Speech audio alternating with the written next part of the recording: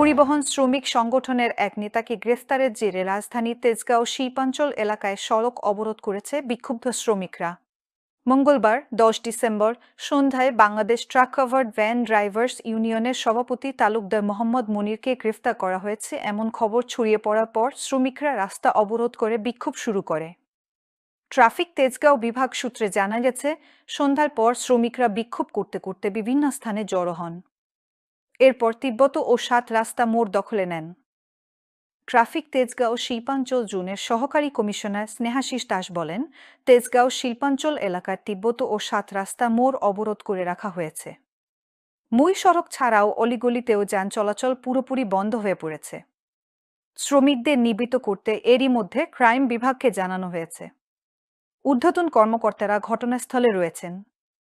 সর্বশেষ রাত 8:45 পর্যন্ত যান চলাচল পুরোপুরি বন্ধ হয়ে রয়েছে।